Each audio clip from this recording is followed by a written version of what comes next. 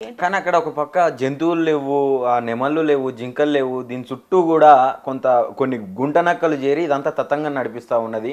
ప్రభుత్వం మీద బురద జల్లే ప్రయత్నం చేస్తా ఉన్నదని చెప్పి రేవంత్ రెడ్డి చెప్తా ఉన్నారు. అవునా, మరి నక్కలు కనిపించలే అక్కడ, జింకలు కనిపించినాయి, నెమళ్ళు కనిపించినాయి, పాములు కనిపించినాయి. నక్కలు ఎవరంటే ఈ గుంట నక్క రేవంత్ రెడ్డి. నక్క ఏమంటారు కదా, దొంగే దొంగ దొంగ అని చెప్పేసి అరిసినట్టు ఈ నక్కలు ఉన్నాయి అని చెప్పేసి మాట్లాడిండు. కానీ అక్కడ జింకలు ఉన్నాయి, ప్లస్ నెమళ్ళు ఉన్నాయి, పాములు ఉన్నాయి, ఇంకా ఇతర జంతువులు ఉన్నాయి. ఈయనకినే సమాధానం చెప్పుకున్నాడు, ఈయన ఒక గుంట నక్క అనేది. కాబట్టి అబద్ధపు హామీలు ఇచ్చిండు, తప్పుడు 6 గ్యారంటీలు అని చెప్పిండు. కాబట్టి ఇవాళ పరిపాలన చేయలేకపోతున్నాడు, ప్రజల నుంచి వ్యతిరేకత వస్తుంది. ఇప్పుడు ఒక కేసు గెలిచినాం మేము, ఆ కేసు గెలిచిన తర్వాత మాదని చెప్తున్నాం, దీనికి పక్కా ఆధారాలు ఉన్నాయంటున్నాం. ఆ కేసు వెనుకున్న అసలు ఏందక్క, ఏం నడుస్తా ఉన్నది ఆ కేసు? అసలు నిజంగానే కాంగ్రెస్ ప్రభుత్వమే కేసు వేసి కోర్టులో గెలిచిందా ఆ కేసు? అసలు ఎక్కడిది అది? కాంగ్రెస్ ప్రభుత్వం అప్పుడు చంద్రబాబు నాయుడు ఉన్నప్పుడు దానికి అనుబంధంగా ఒక 397 ఎకరాలని మేము వేరే ప్లేస్లో ఇస్తామని చెప్పి ఆ భూమి తీసుకోవడానికి ప్రయత్నం చేశారు. దాని మీద కేసు నడిచింది. గత ప్రభుత్వం బీఆర్ఎస్ వచ్చిన తర్వాత కేసు గెలిచిన మాట వాస్తవమే. కానీ చాలా ఉందాగా ఔన్నత్యంతో భవిష్యత్ తరాలకు యూనివర్సిటీ భూములు ఉండాలి అని చెప్పేసి ఆ భూములు యూనివర్సిటీకే అప్పచెప్పింది గత ప్రభుత్వం. ఇంకెక్కడ కొత్త నిర్ణయం తీసుకుంటది కాంగ్రెస్? ఇవాళ ప్రభుత్వం అప్పుడు గత ప్రభుత్వం ఇచ్చింది కదా, యూనివర్సిటీ భూములు యూనివర్సిటీకే ఉపయోగపడాలి. ప్రజాప్రభుత్వం గెలిచిందని చెప్తున్నాడు. ప్రజాప్రభుత్వం గెలిచిందా? ప్రజాప్రభుత్వం గెలిస్తే అంత పెద్ద ఉద్యమం ఎందుకు వస్తుంది? ఆ రిజిస్ట్రారే ఓపెన్ గా స్టేట్మెంట్ ఇచ్చాడు కదా నిన్న, అది యూనివర్సిటీ భూమి అని చెప్పేసి. రిజిస్ట్రార్ కన్నా ఎక్కువ తెలుసా రేవంత్ రెడ్డికి? అదే విధంగా ఇవాళ ప్రొఫెసర్స్ మద్దతు తెలుపుతున్నారు కదా, అన్ని డిపార్ట్మెంట్లకు సంబంధించిన ప్రొఫెసర్స్ విద్యార్థులు చేస్తున్నటువంటి డిమాండ్ చాలా న్యాయమైంది, వాళ్ళ పోరాటం కరెక్ట్ అని చెప్పేసి మద్దతు తెలిపారు. దమ్ముంటే వాళ్ళకి సమాధానం చెప్పు, అంతేగాని కొట్టే హక్కు నీకెక్కడిది, కొట్టించే హక్కు నీకెక్కడిది? అసలు యూనివర్సిటీలలో పోలీస్ క్యాంపులు ఏంది? అసలు ఫస్ట్ పోలీసు క్యాంపులు ఎత్తేయాలి. పోలీసు క్యాంపులు యూనివర్సిటీ ప్రహారంలోకి రాకూడదు అనేది ఒక గట్టి నిర్ణయం. ఎందుకు పోలీసులు పోతారు యూనివర్సిటీ క్యాంపస్లకి? ప్రభుత్వానికి విద్యార్థులకి ఒక ఘర్షణ జరుగుతుంది. మీరు పిలిపించండి స్టూడెంట్స్ ని, ఒక టీమ్ గా మీరు వెళ్ళండి, మీరు వెళ్ళి కన్విన్స్ చేయండి, మీకు దమ్ముడు ధైర్యం ఉంటే, అక్కడికి పోయే ధైర్యం ఉంటే. లేదా అక్కడ నుంచి ఒక బ్యాచ్ పిలిపించుకొని కన్విన్స్ చేయండి. అసలు కన్విన్స్ గారు. ఎందుకు కన్విన్స్ గారు అని అంటే, మేము 2 ఏళ్ళు చదవని, 3 ఏళ్ళు చదవని, 4 ఏళ్ళు చదవని ఒక యూనివర్సిటీలో చదువుతున్నాము అని అంటే విశ్వవ్యాపితంగా ఉన్నటువంటి ప్రాణుల మీద కావచ్చు, ప్రకృతి మీద కావచ్చు, లేదంటే సమాజం మీద కావచ్చు, ఒక బాధ్యతాయుతంగా ఆలోచిస్తారు యూనివర్సిటీ విద్యార్థులు. కాబట్టి దేన్ని అంత ఈజీగా వదిలిపెట్టారండి. వాళ్ళు స్వచ్ఛందంగా ఇవాళ ఆ భూమి కావాలనుకుంటున్నారంటే వాళ్ళు 2 ఏళ్ళు చదువుకొని వెళ్ళిపోతారు. కానీ ఏం ఆలోచిస్తారు? వాళ్ళ ఆలోచన ఎంత గొప్పగా ఉంది, వాళ్ళ ఆలోచన విధానాన్ని చూసైనా నువ్వు బుద్ధి తెచ్చుకోవాలి. వాళ్ళు ఎవరు ఉండరండి వాళ్ళ ఉద్యమం చేసేవాళ్ళు. గతంలో ఉద్యమం చేసిన వాళ్ళు కూడా ఇవాళ యూనివర్సిటీలో లేరు. కానీ ఏం ఆలోచిస్తారు? నా తర్వాత తరాల వాళ్ళు ఎవరైతే ఉన్నారో వాళ్ళకి ఇది దక్కాలి, ఈ విద్యా విధానం దక్కాలి. పేద విద్యార్థులు, మధ్యతరగతి విద్యార్థులకు ఉన్నటువంటి ఈ యూనివర్సిటీలో రేపు విజ్ఞానం వైపు పరిగెత్తాలి. కాబట్టి ఆ వైపుగా ఇది అవసరం అవుతుంది అని చెప్పేసి ఉద్యమం చేస్తారు. అది ఎంత గొప్ప విషయం అసలు. దాన్ని అప్రిషియేట్ చేయాల్సింది పోయి వాళ్ళ మీద లాఠీ చార్జీలతో నీ హుకుమును నువ్వు చూపిస్తే ఏమన్నట్టు అసలు? ఇది ఒక పక్క మీరు అందులో మూగజీవులు బ్రతుకుతా ఉన్నాయి, అదొక గ్రీనరీగా ఉన్నది, అక్కడ చుట్టుపక్కల ప్రదేశాలకు అదే ఊపిరి అని చెప్పి మీరు అంటా ఉన్నారు. అసలు అక్కడ అడవి లేదని చెప్పి మాట్లాడుతూ ఉన్నాడు చామల కిరణ్ కుమార్ రెడ్డి. అడవి లేకపోతే ఈ విజువల్స్ అన్ని ఎక్కడి నుంచి వచ్చి సృష్టించిర్రా? రాత్రి 100 బుల్డోజర్లను పంపించాల్సిన అవసరం ఏముంది? ఆర్తనాదాలు కనిపించలేదా?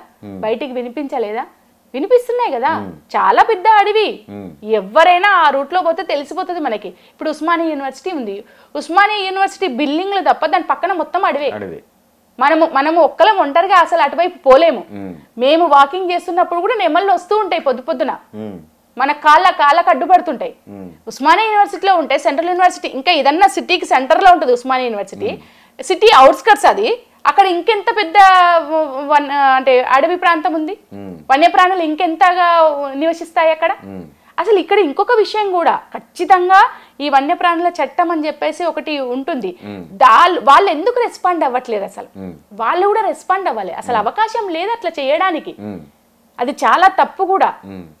రైట్ అక్క, ఇప్పుడు ఈ గతంలో అంటే తెలంగాణ కోసం జరిగినటువంటి పోరాటంలో ఈ నీళ్ళ కోసం కావచ్చు, భూముల కోసం కావచ్చు పెద్ద ఎత్తున పోరాటాలు చేశారు.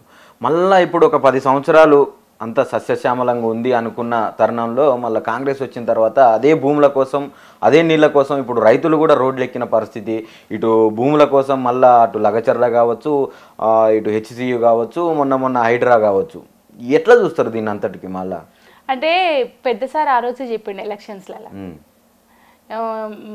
ఏమంటారు కదా, ఒక్కసారి మనం ఆదమరిస్తే మళ్ళీ 100 ఏళ్ళు వెనక్కిపోతాం అన్నాడు. అది నిజమే తెలుస్తుంది ఇప్పుడు. ఎందుకనంటే అక్కడ లగచర్లలో ఏం మాట్లాడిండు, తొండలు కూడా గుడ్లు పెట్టని ప్రాంతం అని చెప్పి చెప్పిండు. అవి తొండని గుడ్లు పెట్టని ప్రాంతం కాదు, మంచిగా పంటలు పండే ప్రాంతం అని చెప్పేసి రైతులందరూ మొత్తం చూపించారు సమాజానికి. కేటీఆర్ అన్న కూడా ఆ మధ్య పోయి చూసినటువంటి అంశం. ఇక ఇక్కడ హైడ్రా ఏం చెప్పారు, ఇదంతా కూడా గవర్నమెంట్ వీళ్ళు అన్యాయంగా కట్టారని చెప్పి చెప్పిండు.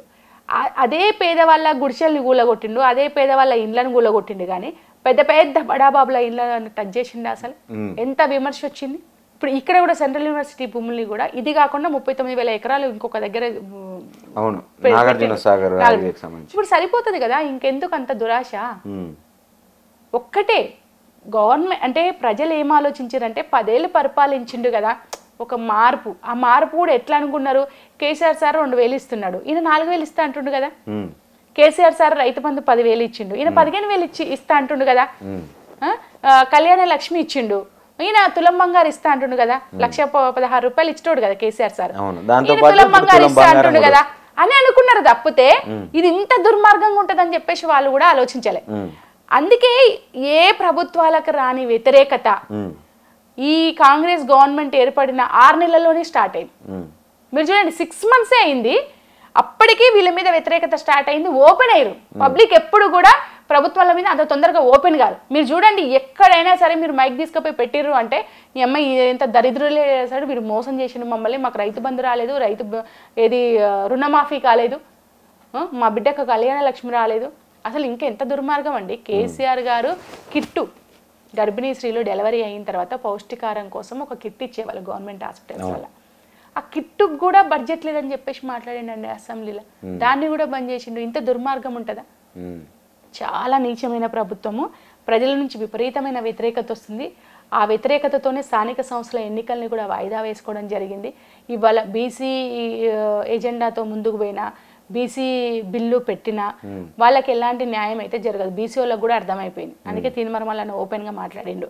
ఇంకొక విచిత్రమైన అంశం ఏంటంటే, ఇట్లాంటి అంశాలలో మేధావులు ఎక్కడ కూడా జంకరు.